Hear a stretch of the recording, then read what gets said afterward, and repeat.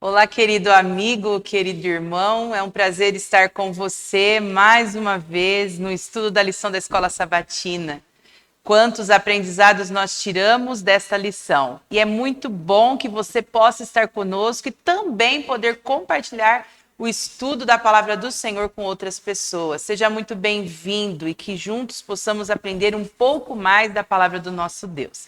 Hoje, compondo o nosso time aqui de estudos da lição de número 6, temos uma base forte aqui, com dois meninos bons, já craques aqui no estudo da lição. Ao meu lado esquerdo temos o Henrique. Seja bem-vindo, Henrique, mais uma vez. Bom dia a todos, é uma alegria estar aqui com vocês mais uma vez. Que Deus nos use, para a transmissão da sua palavra nesta manhã. Amém. E ao meu lado direito, Alan. Seja bem-vindo mais uma vez também. Obrigado, Vanessa. É muito bom estar aqui com você mais uma vez, o Henrique também. E eu faço das palavras do Henrique as minhas. Que o Santo e Bom Espírito conduza, que todos possamos aprender, e você que está nos assistindo também, venha se deleitar na palavra do Senhor. Uma lição muito profunda, muito importante, dentro do contexto do grande conflito. Amém, amém. Muito bem, a lição de número 6 nos traz como título As Duas Testemunhas. E você talvez que nunca ouviu falar quem serão essas duas testemunhas, não é mesmo?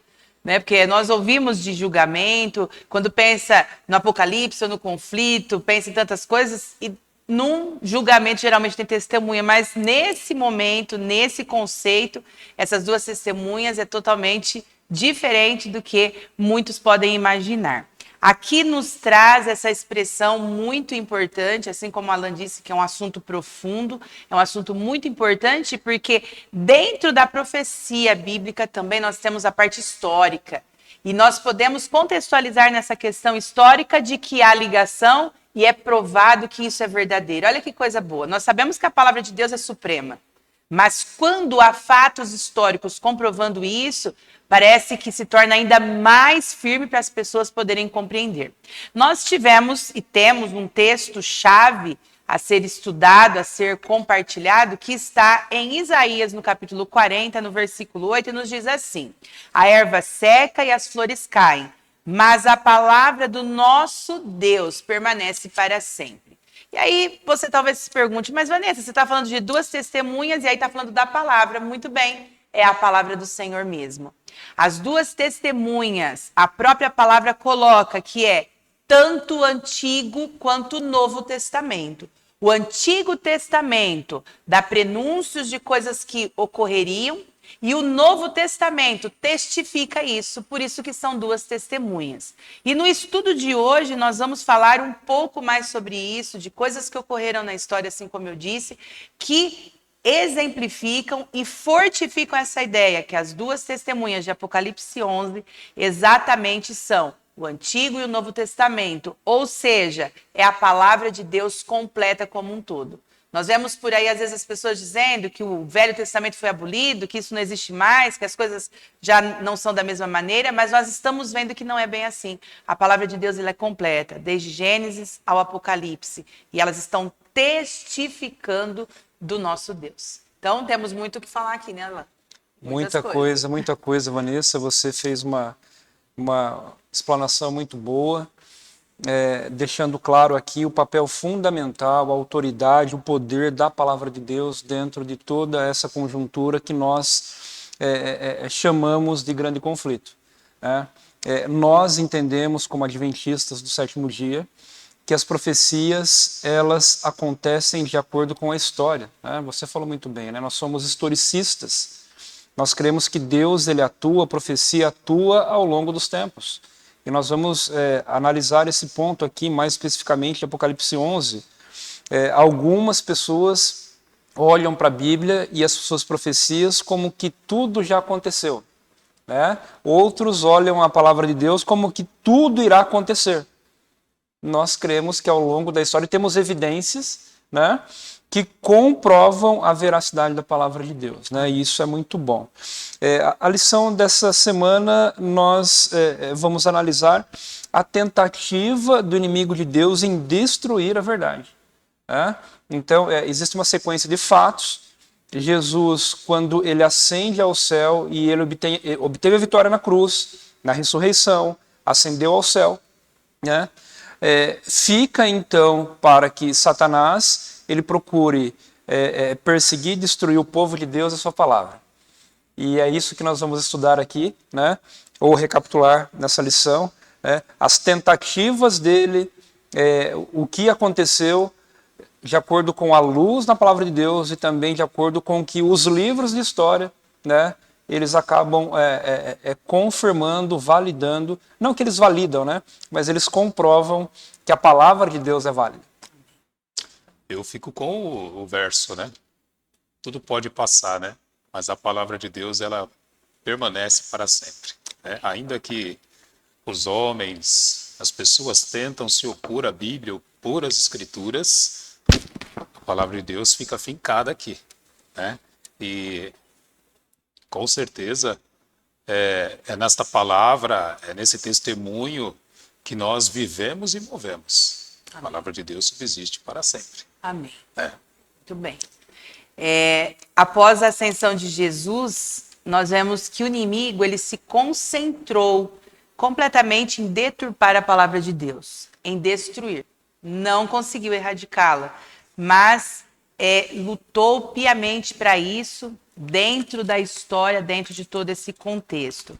E o capítulo 11 aqui de Apocalipse, que vem falando sobre as duas testemunhas, ele nada mais é que o interlúdio da última trombeta, da sétima trombeta, né? Que o Apocalipse traz símbolos e tantas coisas que vão nos esclarecendo, mas ele é um interlúdio. Aqui João ele daria testemunho de uma batalha entre a Bíblia e o ateísmo, que foi o que estava acontecendo e a deturpação da palavra de Deus. E o clímax de tudo isso se dá na Revolução Francesa, que nós também vamos discorrer um pouco sobre isso. Então, nessas questões das duas testemunhas, né? Lembrando o texto aqui de Hebreus, no capítulo 4, no versículo 12, Hebreus ele trata e fala que a palavra ela é mais penetrante que uma espada, a ponto de dividir membros, medula e tantas coisas que há. Então faz uma comparação com o próprio corpo. Então a palavra ela é edificante, tão penetrante que ela causa transformação na vida das pessoas, como causa na minha vida e causa na sua vida também. Então ela muda completamente os propósitos do pensamento e do coração quando nós nos debruçamos nela. Só que por outro lado, nós vemos que muitos usam a palavra em deturpação. As meias-verdades que foram sendo introduzidas ao longo da história, as coisas que foram acontecendo, e nós vemos o quê? Que mesmo que receberam esta palavra, buscaram deturpá-la e que a autoridade da palavra de Deus não fosse suprema. E é isso que nós vemos aqui, que a lição está trazendo para nós também. Faz a comparação do período profético em relação a um tempo de usar vestes de saco. Né? Na Bíblia, nas Escrituras, quando fala nessa questão de usar vestes de saco, é um período de humilhação, questão que a pessoa, o reinado ou a pessoa se humilha perante Deus para que possa ter um novo aprendizado. Nessa questão aqui de a palavra ter sido revestida de vestes de saco, é que a palavra foi humilhada, foi rebaixada e foi deixada de lado. E aí, o que nós ainda podemos contextualizar em relação a isso, Henrique? O que você acha? É interessante, eu gostaria de entrar um pouquinho na história aqui da parte de sábado, né? Quando aqui William Tyndale, né? Ele dá um testemunho de que algumas Bíblias foram compradas pelo bispo de Durham, né? E aí, no testemunho que ele dá, perguntaram para ele algo, né? Quem o ajudou? Ele disse, o bispo de Durham. Por quê? Ele tinha comprado várias Bíblias e as Bíblias ele tinha tocado fogo nelas, né? Mas como eu disse, a palavra de Deus ela perdura, né? E mal sabia o bispo de Durham, né? Que as Bíblias que ele tinha comprado, parcela delas já tinha alcançado muitas pessoas, né? Então, ou seja, não adianta, gente, não adianta querer se opor à palavra, não adianta abominá-la, não adianta dizer que não, porque ela sim é verdadeira. Sim. Né? Ela sim é verdadeira. E ali, ao destruí-la também, ao bispo tentar destruí-la, disseminou ainda mais a palavra mais de Deus. ainda a palavra. Exatamente. A Bíblia nos coloca que a palavra ela é lâmpada para os nossos pés e luz para o nosso caminho, como está no Salmo 119, 105, que a lição trouxe esse texto. Então, não há substituição nela. É suprema a palavra de Deus. O verso ele diz que a palavra permanece para sempre. Eu tenho um verso que, logo quando eu li o verso para memorizar, eu me lembrei, e uma surpresa boa, ele está aqui também no rol de versos da semana, né? Está lá para quinta-feira, mas eu gosto muito, né? A palavra de Deus, ela está firmada no céu, Salmo 119, 89. Né? Então, apesar de pessoas, governos, povos, enfim, de alguma forma pisarem, ela continua válida eternamente. Por quê? Porque ela está firmada nos céus. Né? É importante aqui nós evidenciarmos o que já foi explanado, né? As duas testemunhas, como sendo o Antigo e o Novo Testamento. Né? Toda a palavra de Deus foi inspirada. Né? E nós observamos que existem provas de que essas testemunhas são realmente a palavra de Deus. Eu não sei se vocês têm observado, mas algumas linhas de pensamento estão colocando políticos da nossa atualidade. Né? Eu não vou citar aqui alguns nomes. Outros entendem pelos exemplos de Apocalipse 11. Se você não leu, eu convido você a ler aí na sua casa, né? Apocalipse 11, versos de 1 a 14. A lição se concentra mais nos versos de 3 a 6, mas é sempre bom ler o capítulo todo. E alguns entendem que as duas testemunhas não, elas têm a ver com Elias e Moisés. Porque Elias orou e não choveu, e depois choveu, e Moisés, ele falou e a água se converteu em sangue, enfim. Mas nós temos que ter a plena noção de que nós não somos nada, e Elias e Moisés também não foram. Né? A diferença desses homens é que eles permitiram que o Espírito Santo os usasse. Então, o poder não estava neles, mas sim em Deus e na sua palavra. O próprio Jesus, a lição vem mostrando, que ele disse certa vez, olha, se vocês querem saber a respeito de mim, se vocês querem a vida eterna, examinais as Escrituras. João 5,39. E qual era a escritura válida naquele tempo? Era o Antigo Testamento. Jesus, no deserto, ele passou pelas tentações usando o quê? A palavra de Deus, o Antigo Testamento. E ele veio nos ensinar a viver. Né? Então, são algumas das evidências, aqui a lição ela vem trazendo até no original, no grego, né? Palavras do Antigo e do Novo Testamento relacionadas a Apocalipse 11:3, essa palavra testemunhas. Então, nós cremos que essas duas testemunhas, como você bem falou na abertura, Vanessa, essas duas testemunhas são o Antigo e o Novo Testamento, né, que foram apresentadas no momento terrível, foram apresentadas como pano de saco, né, que era um sentimento de luto, de vergonha, né, e também era uma ação de que as pessoas que usavam pano de saco olhavam e falavam, eu não posso fazer nada, só o meu Deus. E o que aconteceu com a palavra de Deus, a gente vai ver ali no final, que Deus ele dá um fôlego, né? E o fôlego de Deus é o que é vida. Então, eu não quero dar spoiler aqui, mas a gente vai ver o que aconteceu, né? Como você bem disse ali, na França, e de repente a gente olha e fala, puxa vida, o inimigo prevaleceu, ele venceu, não. E a preocupação de Deus em colocar Apocalipse 11 foi de fortalecer o seu povo. Porque ele vem apresentando ali os 7 selos, né, as 7 trombetas, antes da sétima trombeta, que realmente fechou a porta da graça. Sim. Né? Ele resolve fazer um parênteses e mostrar, ó, vocês vão passar por isso, mas só que a vitória ela é certa. Você ia falar aí? Então vamos lá, né? E em tudo isso nos está envolvido períodos proféticos também. Como eu disse, a relação histórica que existe com a profecia traz alguns períodos.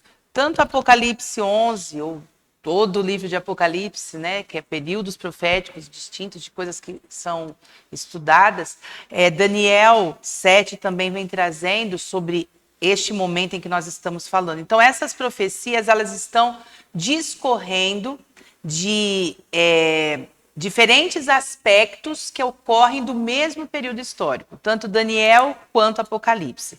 O Alan colocou bem essa questão das vestes de saco, eu também já citei em relação que era um símbolo de crise e humilhação ali, e a palavra de Deus ela foi tentando ser deturpada por muitos e muitos períodos da história. Antes mesmo desse período profético que nos é trazido, né, dos 1260 dias, que nós vamos falar um pouquinho mais sobre isso também, Diocleciano, muito antes, ele já tentou deturpar a palavra, tentou derrubar, não conseguindo, né, não conseguiu, mas veio esse período aí na Revolução Francesa em que a palavra de Deus ela foi totalmente deturpada. E nesse período profético, né, de 3 anos e meio, que é constado ali, conseguiram por um tempo deturpar a palavra.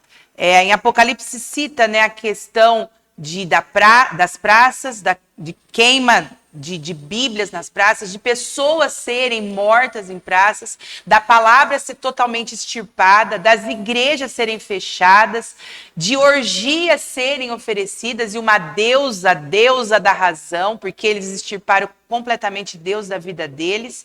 E tantas coisas foram acontecendo nesse período, mas nós devemos nos lembrar que neste 1260 anos que a profecia coloca, a palavra não deixou de ser pregada.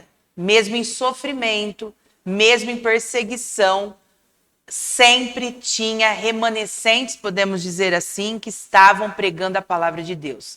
Ela não foi excluída e nunca será.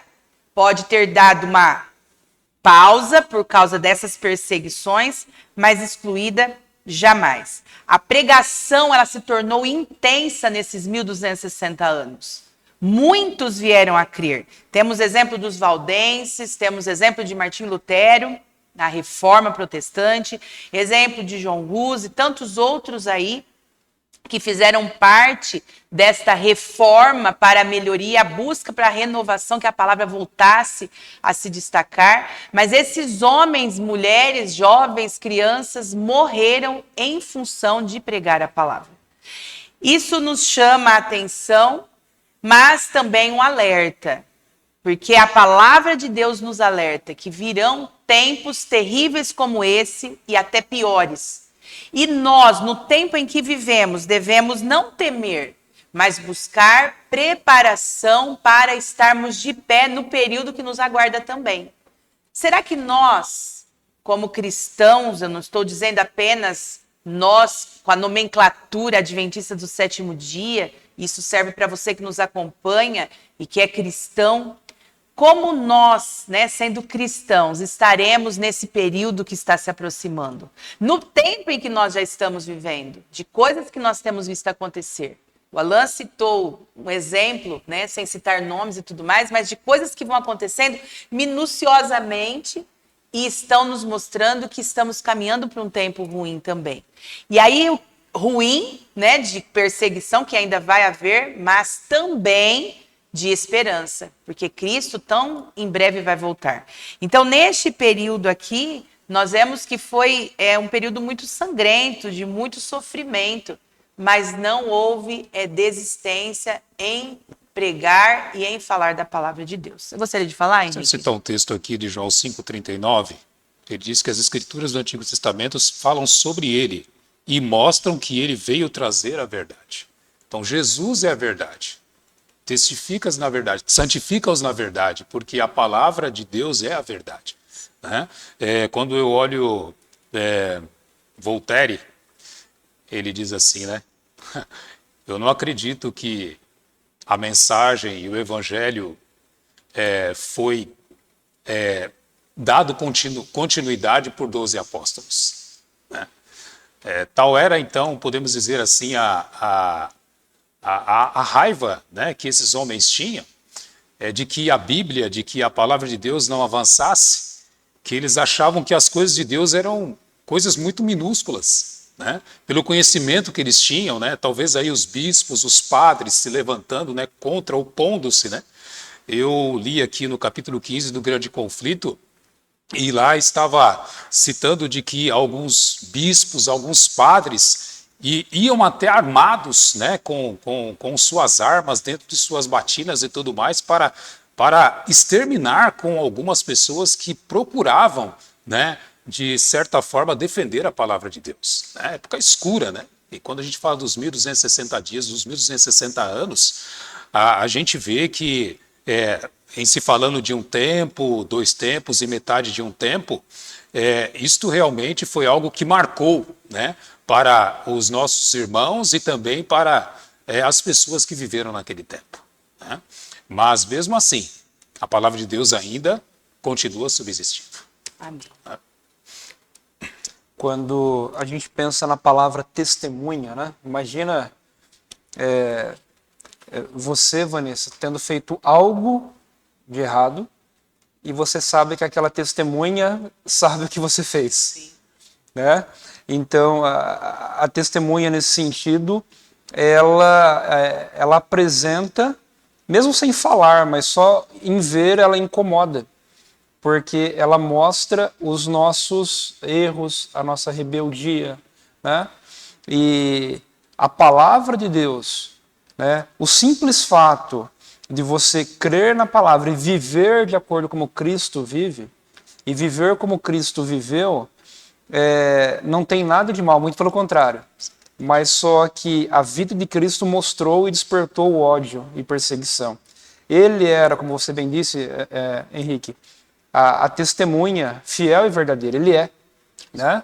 Então, quando o cristão ele passa a viver de acordo com o que as duas testemunhas dizem, que na verdade as duas testemunhas, elas retratam o quê? O testemunho de Cristo, né? Então, a nossa maneira de viver acaba incomodando outras pessoas, né? E na verdade a palavra em vida. Quando a gente olha a história da igreja, havia apenas uma igreja cristã que foi fundada pelos apóstolos e passaram alguns séculos. E a gente já viu em outras lições que em um determinado momento houve um sincretismo religioso. Né? Então o paganismo entrou na igreja.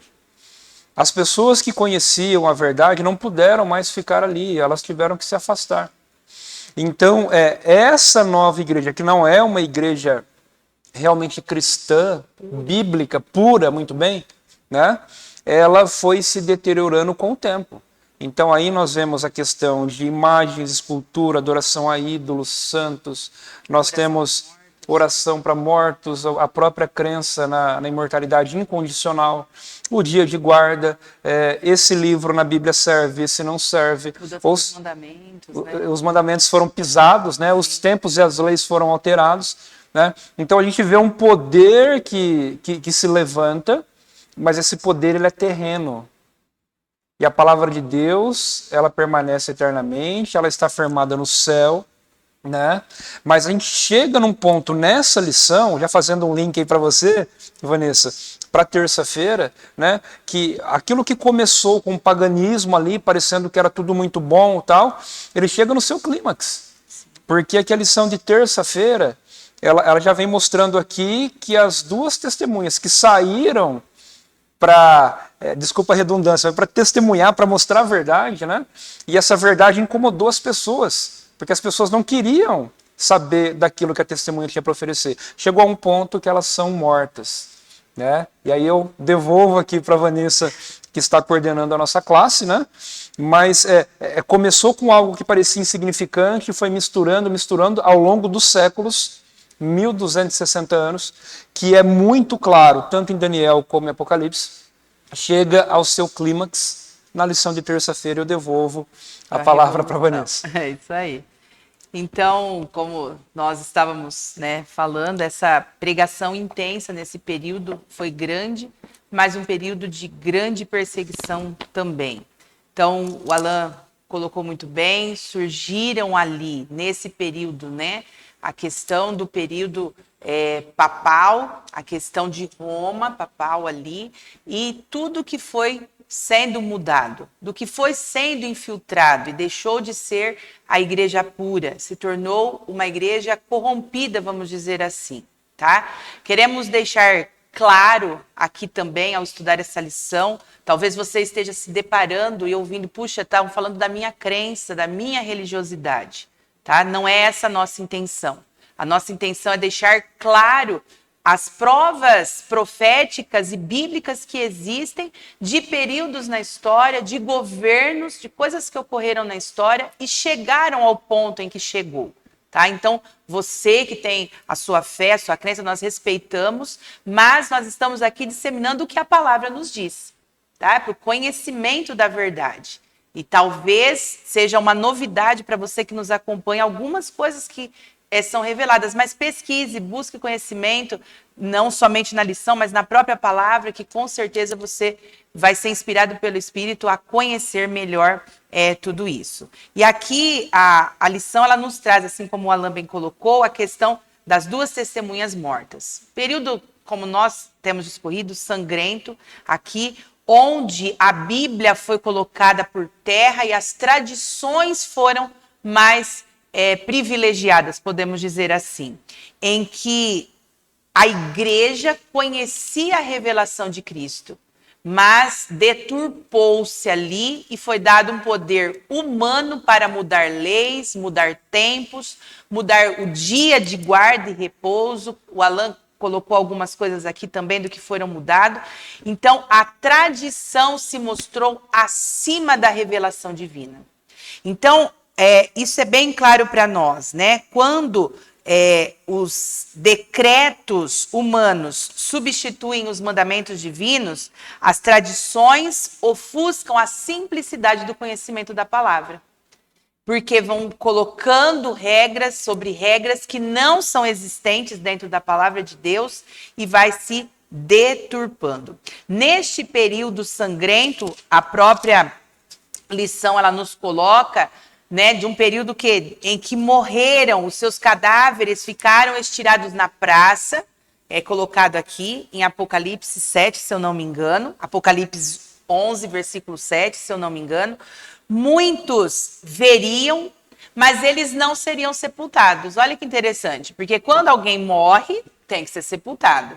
E aqui está dizendo o quê? Que eles morreriam, os seus cadáveres ficariam estirados na praça, seria palco de muitos que estariam assistindo, mas por o tempo de 3 anos e meio eles não seriam sepultados. E a gente fala, 3 anos e meio ninguém é sepultado?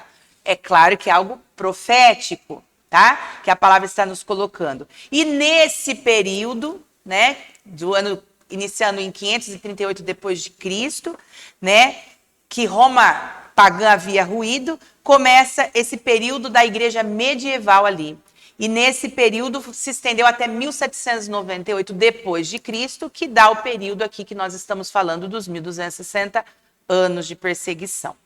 Nesse período, né, só para eu fechar, o Henrique quer falar ali, nesse período foi o período que você pela história já ouviu falar, sobre a Inquisição, que ela é tão conhecida, né? Das indulgências, vendas de um terreninho no céu, né? Falando no mais claro aqui. Essa deusa da razão, ali na Revolução Francesa, foi colocada como deusa suprema, né? Uma mulher, de uma forma promíscua, se mostrava ali a deusa da razão, e adorada por tantos. Começou nesse período, então, na Assembleia em Paris, declarou-se não haver mais Deus. Então, é algo em que o poder religioso se uniu ao império para que fosse destruída a palavra de Deus, que era suprema. Igrejas fechadas, Deus deixou de ser adorado neste período. Faz-se uma comparação a Sodoma e ao Egito aqui também, nessa questão. Sodoma, símbolo da promiscuidade, no entanto, foi destruída, pela história bíblica nós sabemos muito bem. E o Egito, marcando ali os seus flagelos e também a oposição a Deus. Só que está trazendo isso para a própria França, para a Revolução Francesa que houve ali, nesse período histórico que há a contextualização dentro da palavra de Deus. Então, ao pesquisar, claro que o assunto é muito extenso, nós temos muito aqui a aprender, né? É extenso, estamos fazendo um resumo para que você entenda, mas você pode pesquisar melhor, né, no contexto histórico. Há livros históricos que nem são muitas vezes cristãos e traz esse contexto da Revolução e de toda essa perseguição. Né? Então, traz esse conhecimento para nós. Pode falar, Henrique. Em se falando aqui da palavra, né, das testemunhas, a gente vê aqui o dito: não tiveram um enterro digno. Olha que coisa, né?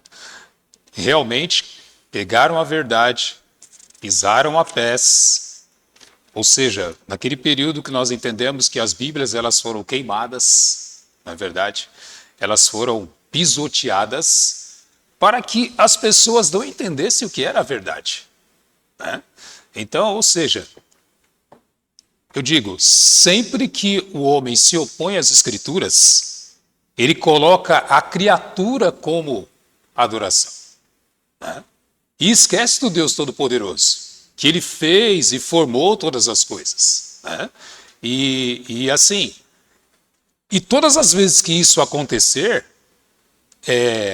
a verdade sempre vai perdurar.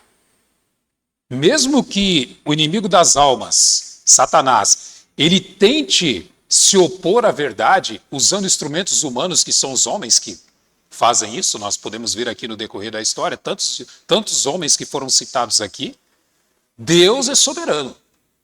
E a soberania de Deus é eterna. Disso nós, queridos, podemos ter plena confiança e plena convicção. A palavra de Deus, ela perdura. Diz que a palavra de Deus, ela dura para sempre. E no sentido de durar para sempre, ela permanece para sempre. No estudo da palavra e também no nosso coração. O salmista diz assim: eu escondi a tua palavra no meu coração para não pecar contra ti. Amém.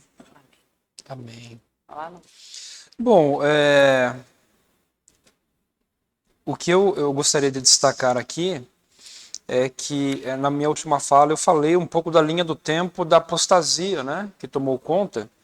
Essa apostasia e esse sincretismo religioso, esse paganismo, Satanás ele coloca na primeira igreja, né? E agora aqui no final, nós, dentro da Revolução Francesa, ele usa esse movimento para acabar com a autoridade da palavra, né? De tal maneira que, não tem mistura aqui, foi um movimento ateísta, né? Foi um movimento que eles chamaram de culto da razão. Que loucura, né?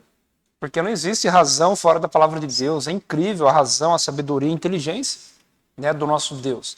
Quanto mais conhecemos, mais ficamos abismados com esse Deus maravilhoso, né? Então a gente vê aqui que essa morte realmente foi o quê? A não validade da palavra de Deus para aquela nação, né? Eles fizeram ali o culto da razão, tem até a data aqui, 10 de novembro de 1793, né? Igrejas foram transformadas em lugares de festas, orgias, enfim. Tentaram mudar o calendário de 7 dias para 10, mas não deu certo, né? Então, uma série de coisas dentro da Revolução Francesa. E aqui o verso 8 do Apocalipse 11 dá algumas dicas da característica desse movimento. E usam Sodoma e o Egito, né? Então, Sodoma com toda a depravação moral, né? E ali o Egito, que foi um país, uma nação, em que quando, por exemplo, Moisés falava, Deus disse isso, e o faraó dizia o quê? Eu não conheço esse Deus. Né? Então, lembra o quê? O ateísmo, né? Então, é impressionante os detalhes da palavra de Deus, né? Mostrando que essa besta do abismo, ela se manifesta na Revolução Francesa como o governo francês, né? Que tem as características de Sodoma e do Egito, e assim, por um tempo, né? Que foram 3 anos e meio, literalmente, né? Aconteceu todo esse movimento A lição ela vem dizendo aqui no último parágrafo de terça, né? 26 de novembro de 1793 a 17 de junho de 1797.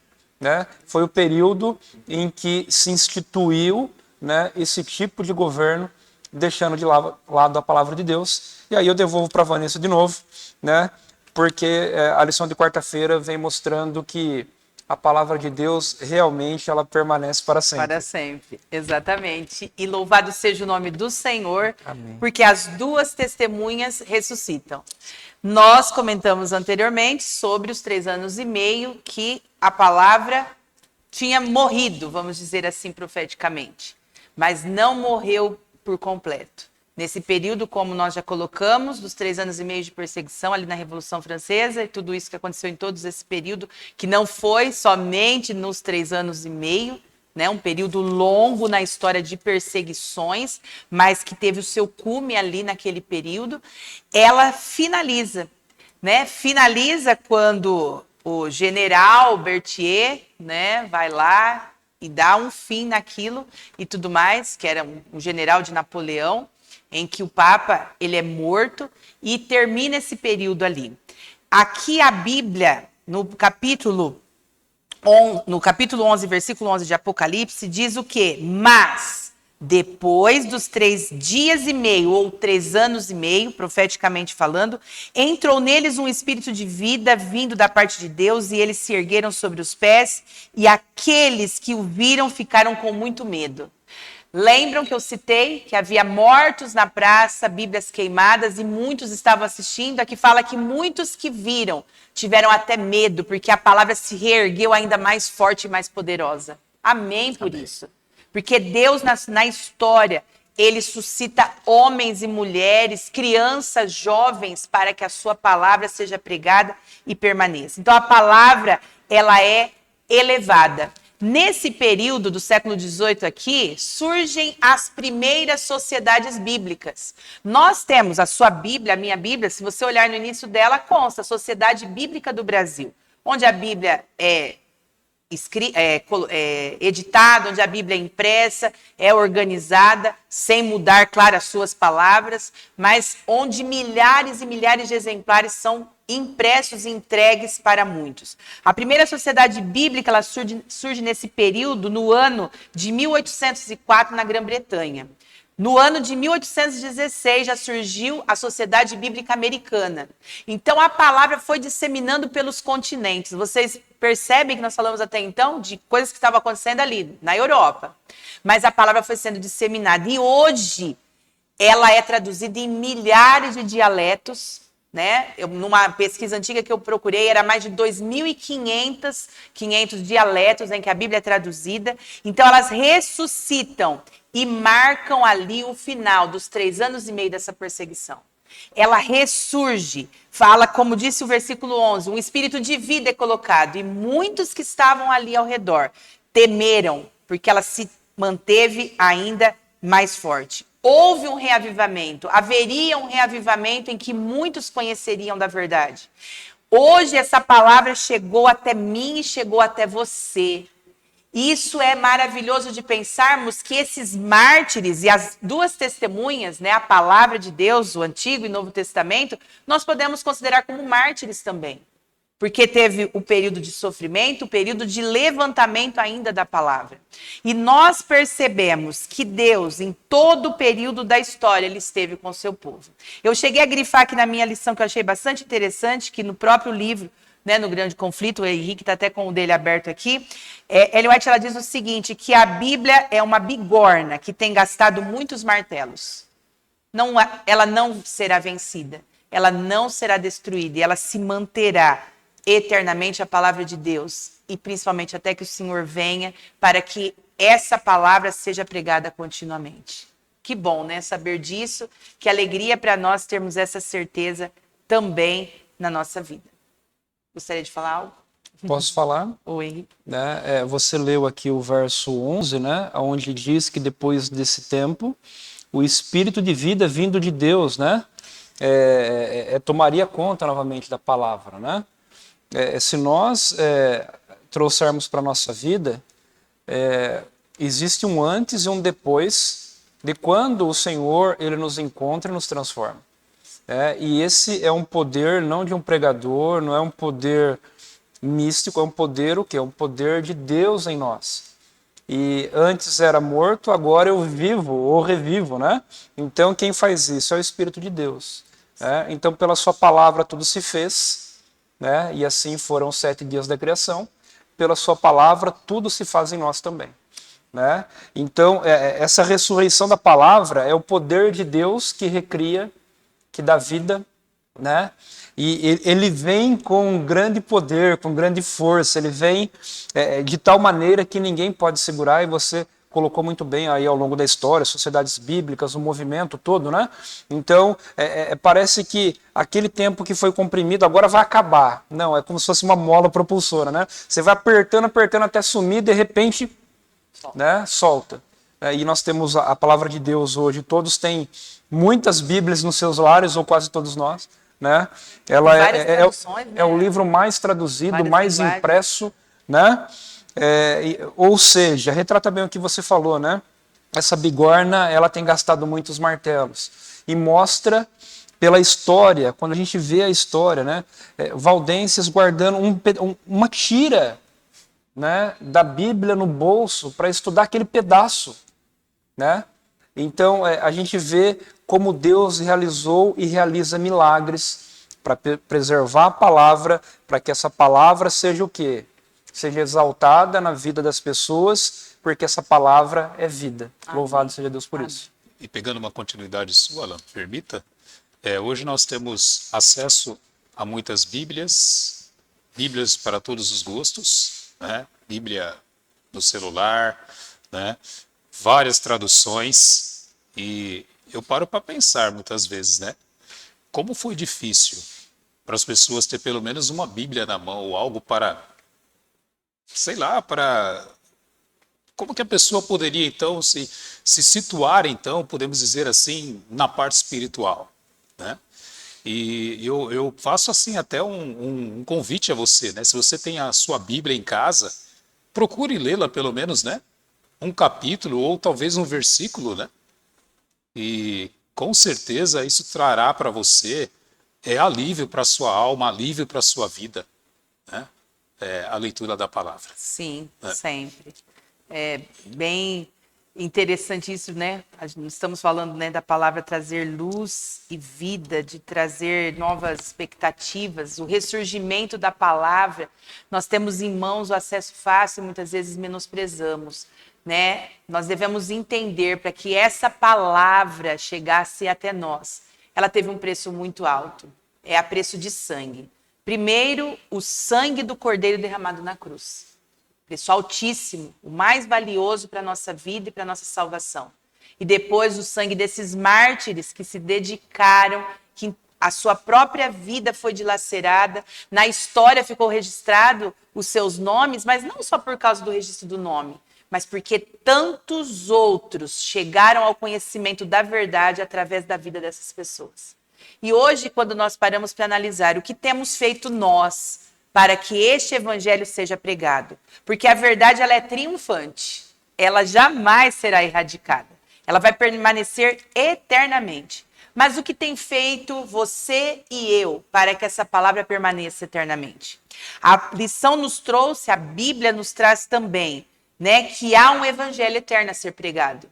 E este evangelho eterno, ele está constando na palavra do Senhor. E se a palavra é suprema, nós devemos cumprir o nosso dever em pregar. Devemos falar.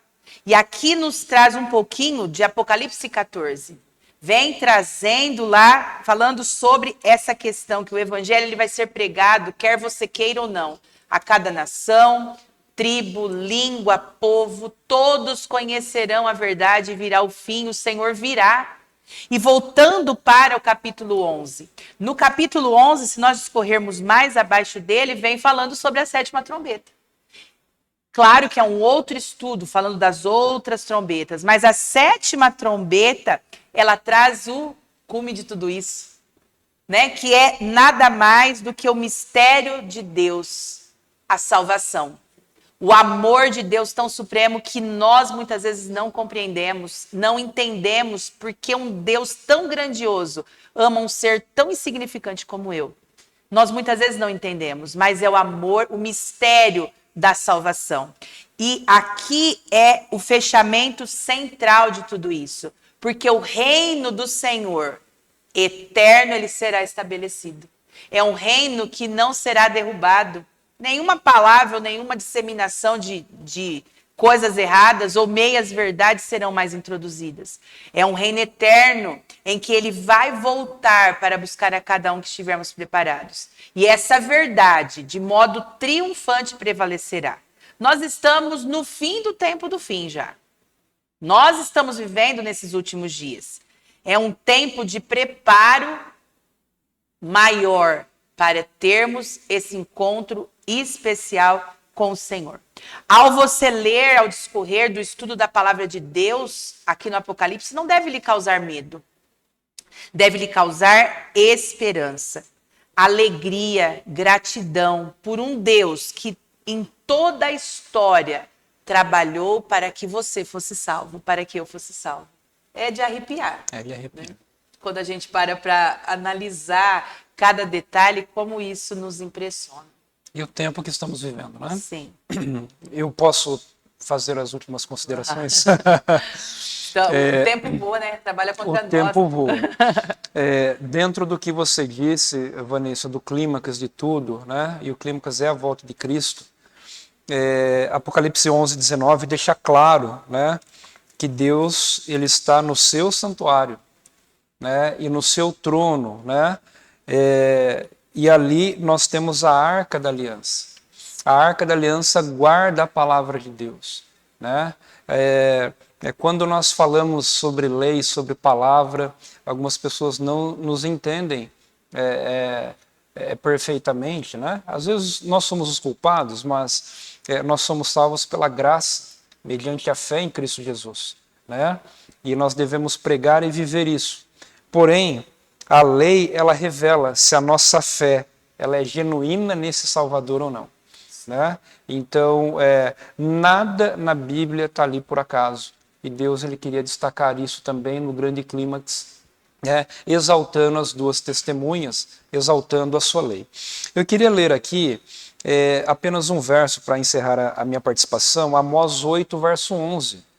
Né? Diz assim: Eis que vem dias, diz o Senhor Deus, em que enviarei fome sobre a terra, não fome de pão, nem sede de água, mas de ouvir as palavras do Senhor. Amém. Então, o momento é esse, de ouvir. Se hoje ouvires a minha voz, não endureçais o vosso coração, Jesus diz. Né? Vai chegar um momento que as pessoas terão sede, vão buscar e vão atravessar continentes e vão fazer de tudo, mas não encontrarão. E não terão mais a palavra em mãos, né? Não terão a palavra e o efeito da palavra muito menos. Né? Por quê? Porque a porta da graça se fechou. Então que nós possamos aproveitar, porque o momento é agora. A esperança de termos esse Senhor em nosso coração e guardar, né, a sua lei, como o Henrique falou, no coração. O momento é agora, porque vai chegar o momento que a palavra não estará mais disponível. Né? Então que Deus abençoe você, o seu lar, e até a próxima lição. Eu encerro a minha participação. Eu também colocar um texto também, né? O Salmo 119, versículo 105, né? Lâmpada para os meus pés é a tua palavra e luz para o meu caminho. Então, a palavra de Deus, ela é lâmpada, a palavra de Deus, ela é luz para o caminho. Né? Então, ou seja, nós devemos caminhar de acordo com a palavra. É o assim diz o Senhor. Né? Não ideias, não são dogmas, não são coisas humanas que vai subsistir. Né? E nós vimos aqui na lição, né, que a palavra de Deus ela perdurou, né? Mesmo sendo morta por algumas pessoas que tentaram então destruí-la, ela perdurou. Né? Tanto é que aí nós vimos que então as duas testemunhas se ressuscitaram. Né? E está aqui para nós hoje, né? Para nós lermos, para nós estudar, para nós examinar as Escrituras. Até o texto disse, né? Você deve examinar as Escrituras, né? porque você julga, você cuida dela até a vida eterna. Amém. Deus abençoe Amém. você. Muito obrigada, meninos, Henrique, o Alan, pela participação. A você que também esteve aí nos acompanhando, que realmente você tome posse dessa palavra e que ela seja luz e vida para a sua vida. Né? Nós vemos aqui uma outra citação do Grande Conflito, Ellen White, ela diz o quê? Que aquilo que é edificado na autoridade do homem, com certeza será destruído. Mas o que está alicerçado na rocha imutável da palavra de Deus permanece para sempre. Deus é eterno, sua palavra é eterna e é nela que nós devemos nos firmar. Como foi bem dito aqui, nós estamos vivendo tempos difíceis, estamos no fim do tempo do fim. E devemos estar prontos, preparados, aguardando o Senhor. Não há mais tempo da gente ficar pensando ou titubeando. Hoje você está sendo chamado, hoje eu estou sendo chamada e alertada. Por que que nós vamos nos recusar? Assim como tantos mártires ali, né, que ao longo da história, ao analisar a sua situação diante da morte, viram que não havia como negar aquela palavra. Aceitavam ser mortos, muitos morriam cantando louvores a Deus, muitos morriam proclamando versos da Bíblia, porque para eles era orgulho estar morrendo pela palavra de Deus. Hoje nós devemos tomar isso para nós também. Viveremos tempos ruins. Temos vivido tempos ruins, tempos complicados na nossa vida e muitas vezes em coisas tão pequenas acabamos esmorecendo. Mas Deus é a nossa rocha, a nossa salvação. E é nele que nós devemos nos firmar e confiar a nossa vida completamente nas mãos do nosso Senhor. A menos que nós sigamos o preceito de Deus, a igreja ela será apenas um lugar de legalismo. E não é o prédio local, nós somos a igreja de Cristo e nós devemos proclamar esse evangelho eterno. Não há outro evangelho, é o único evangelho, a palavra do Senhor que está escrita e foi deixada para cada um de nós. Que Deus possa abençoar a sua vida a cada dia e que você tenha cada vez mais sede e fome da palavra de Deus e busque maior conhecimento no querer de Deus. Que o Senhor abençoe a sua vida a cada dia e que sempre você busque esse conhecimento. Um grande abraço, nós nos vemos numa próxima lição, num próximo estudo da palavra do Senhor. Até mais.